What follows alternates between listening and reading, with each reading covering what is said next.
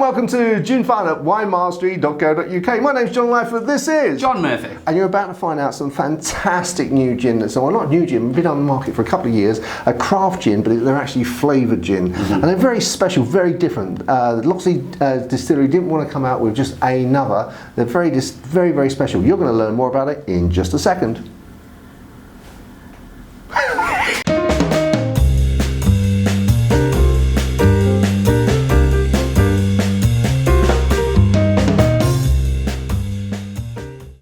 So, as I was saying, we have some very, very interesting flavoured gins. They're a little bit quirky, a little bit different from the Locksley Distillery. So, Robin of Locksley Distillery, in fact. So, Cynthia and John, who are the two, the very nice couple that own this distillery, kindly given us a bottle of their raspberry and Cardaman. Thank you. Yeah, okay. It's quite an unusual combination. Yeah. I mean, I don't know. What made you think of that? I just wouldn't. It's not something I would have put together. But well, I mean, let's give it a go. See what happens. Yep. Right. Whoa. Yeah. Whoa. It's really sweet. You can't really sweet. Now, on the nose for me, I'm sure it's going to translate differently in a drink, but it's a little bit too sickly. If it tastes like that, it's going to be a little bit too sickly for me personally. Yeah, and that reminds me of the concentrate. You know, when you get the concentrate drink that you have to water down, that kind of has that intensity, which I don't particularly mind. I'm not. This is the sort of thing I could imagine actually like. The raspberry, it's like having ice. I'd love to pour this just neat on ice cream, and I think I'd give it, raspberry ripple and this and. That might be a thing actually, John. Yeah. I think we should try that. Yeah. It does finish even on the nose. You can smell the dryness there, but I don't know if that's the cardamom or if that is the alcohol or the gin. Uh-huh. Is it? Which one is it? I don't know. I'm waiting to find out. I think we should need a... Yeah, let's give it a go.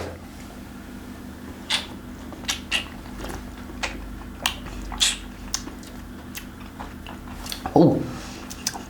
I'm pleasantly surprised. It's quite sweet, but it isn't sickly like I was expecting it to be. And it's more juicy, if that makes sense. Yeah. More juicy than I was expecting it to be. I tell you what I get from that.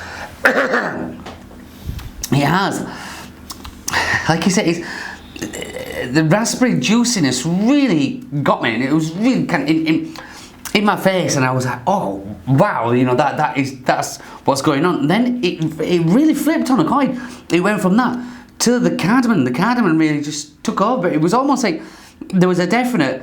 My turn now. And what's that? Like raspberry said, my turn now. It was that, and then there was a brick wall, and now that there was no merging of the two. That. Unusual. For me personally, I don't. The dryness is a bit too much for me. That cardamom, not for me. But I enjoyed the kind of experience. Yeah.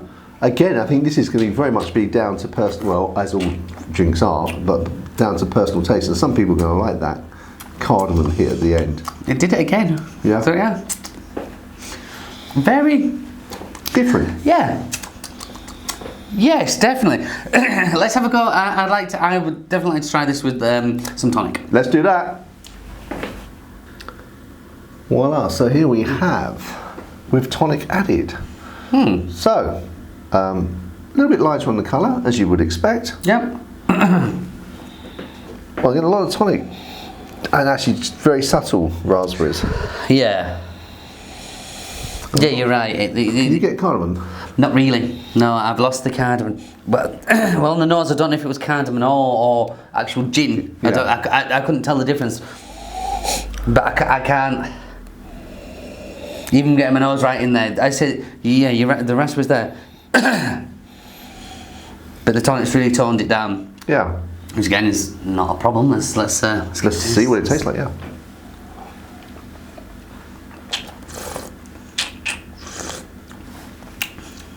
It's an easier drink, isn't it? It is. It's diluted. That is But everything is diluted. I mean, yeah. The taste is diluted. That's almost textbook what you'd expect the tonic to do to the gin. Yeah. Some you know, some tonics detract, some tonics add. That just sits alongside. It's done exactly what it's supposed to. The raspberry flavour is still there, but a little more subtle. And the cardamom at the very end is there, but it's still more subtle. But it still does that flipping in the middle. You go from one to the next, but it's just a little more subtle either side. I didn't actually get. I think actually one thing now you said that. I just stayed with raspberry for much longer. Right. I didn't really get the cardamom at the end. Oh, it's definitely there. Oh, for me.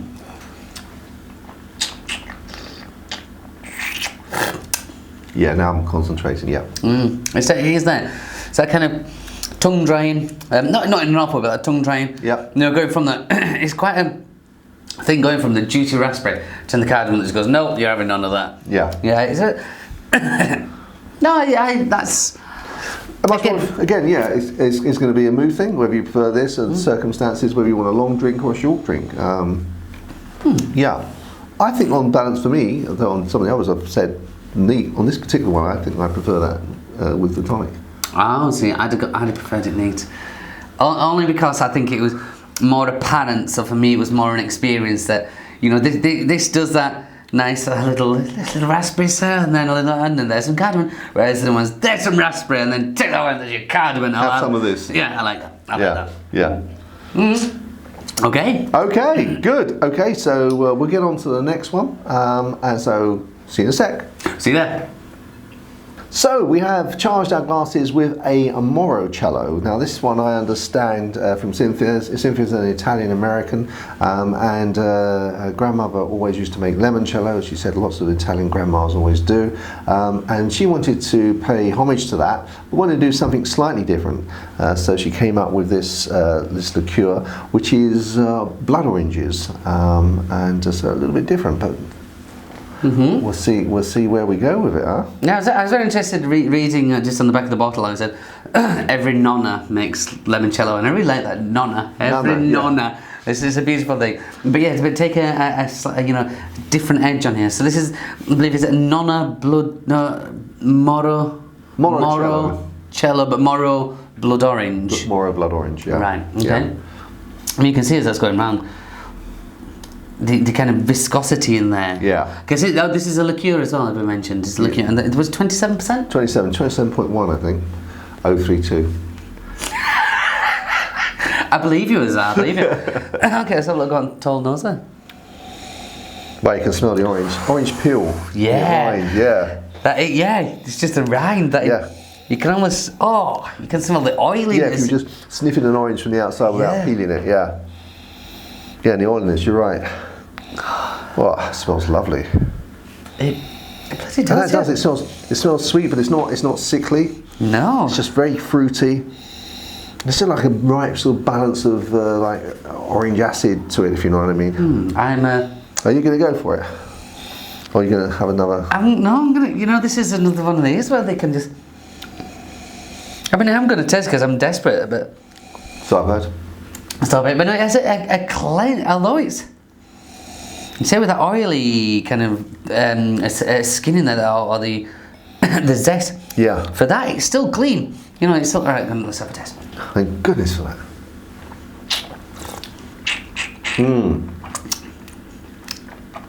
Oh.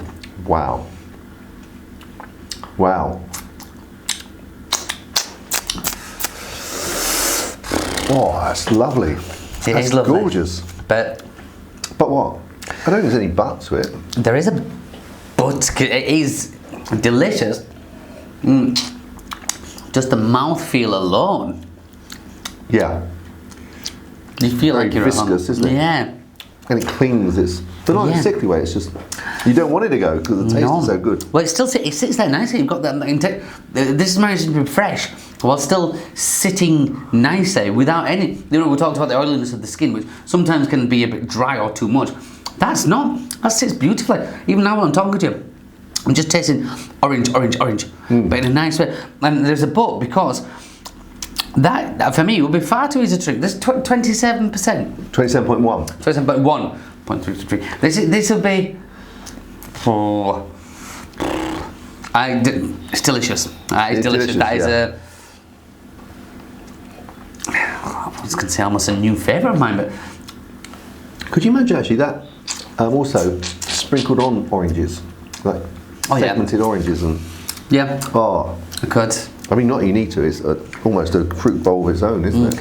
And would that suit nice crushed ice? Loads of crushed ice in there. But again, that'd just be too. I'd finish that too easily. So would I. Yeah, it'd just be like that all the time, wouldn't it? Yeah. Oh dear. Oh, well, I think you've got a winner there, Cynthia. That's beautiful. Well done. Well done. Cynthia, you have. Normally it's John that comes up with, you know, what they're going to do, but actually Cynthia dreamt about this one, so it's obviously from another place. Probably a Nana giving her vibes from heaven. I think a Nana's, I'm not assuming that she's still not with us anymore.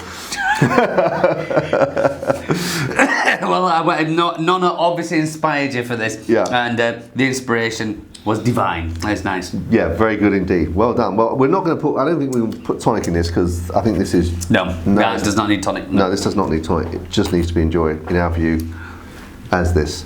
Okay, so we'll go on to the next one, shall we?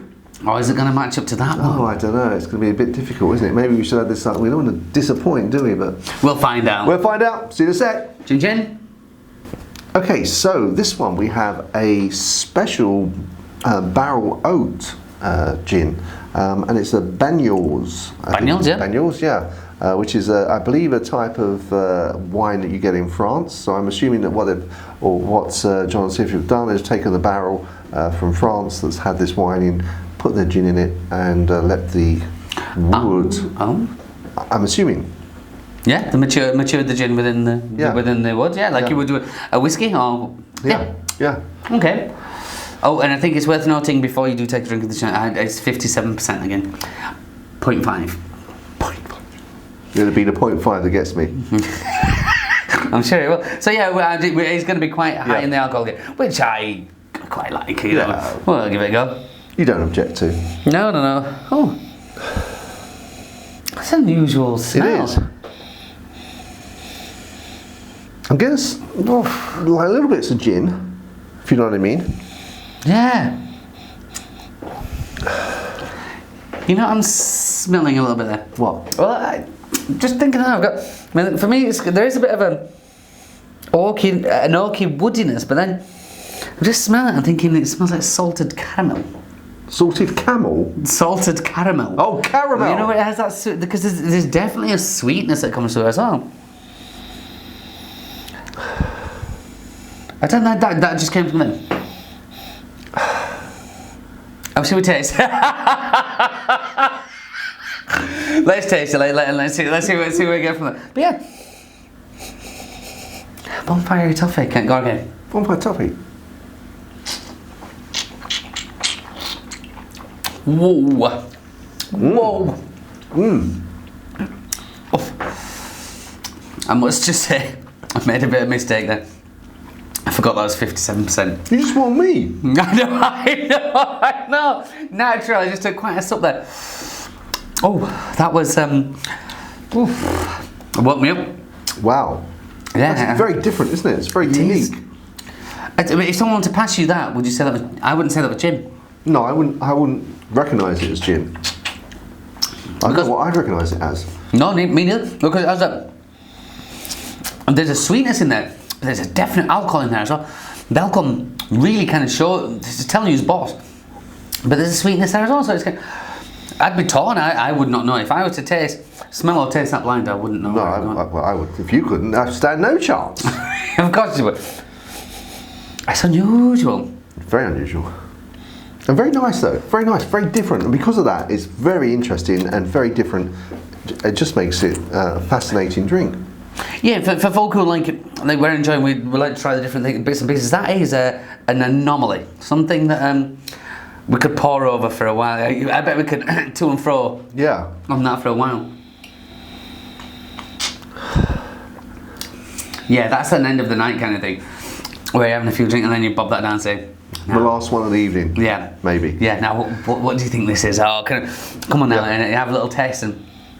But I'm not diminishing this because that's actually very interesting. Very interesting. Yeah.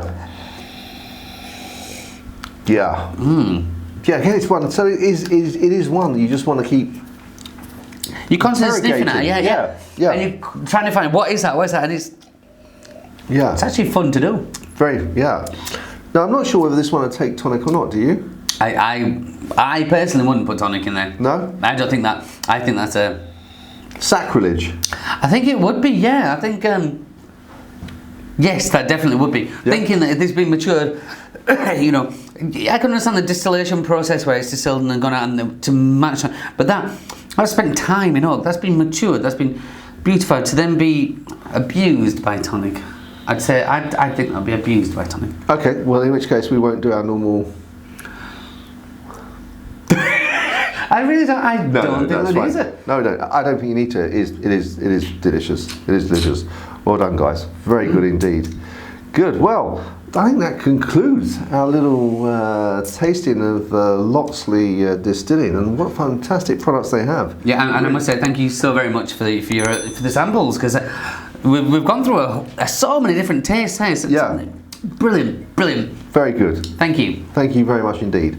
And so till the next time, we look forward to seeing you in Gin Fun at Wine Mastery in a little while. Gin. Gin.